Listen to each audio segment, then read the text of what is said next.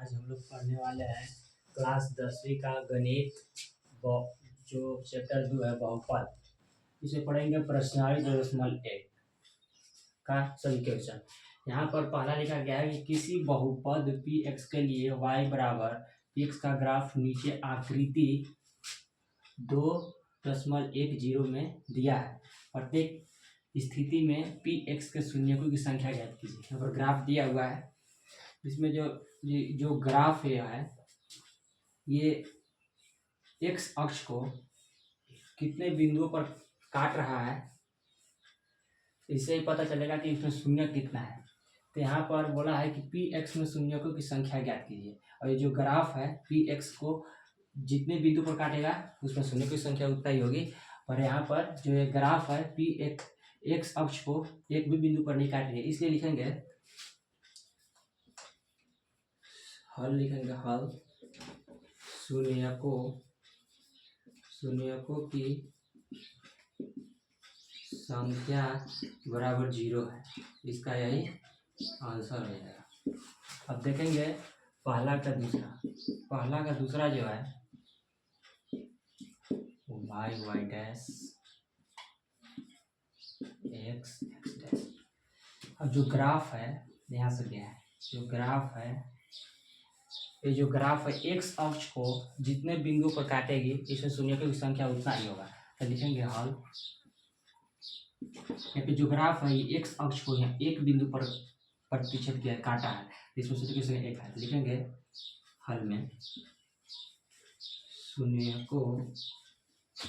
शून्यकों की संख्या बराबर 1 है, इसका आंसर होगा। अब देखेंगे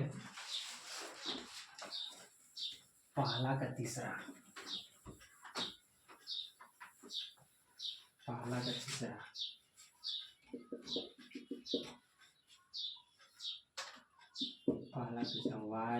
y डैश x डैश। जो ग्राफ है यहाँ से दिया है, यहाँ से ऐसे गया है। इसमें जो ग्राफ है x अक्ष को 3 बिंदु पर काटा है, एक यहाँ पर 2 और एक यहाँ 3, तो इसमें शून्य से 3 होगा। शून्यकों की संख्या बराबर 3।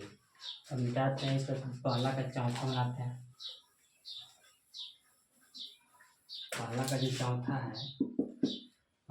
चौथा है y डैश x डैश। चौथा जो है यहाँ पर इसका ग्राफ ऐसे बना है। लिखेंगे हल में ये जो ग्राफ है x अक्ष को 2 बिंदु पर काटे, लिखेंगे शून्यकों की संख्या बराबर 2 बिंदु पर काटे तो 2, यही इसका आंसर होगा। देखेंगे पहला का पंचवा जो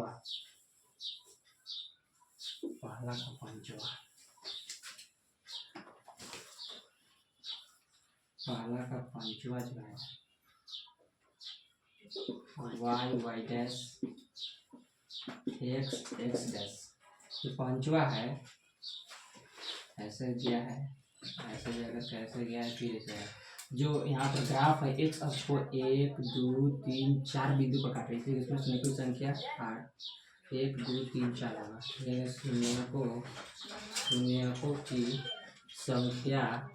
शून्यकों की संख्या बराबर 4, इसका आंसर होगा।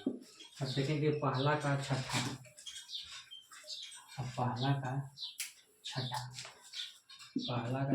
है,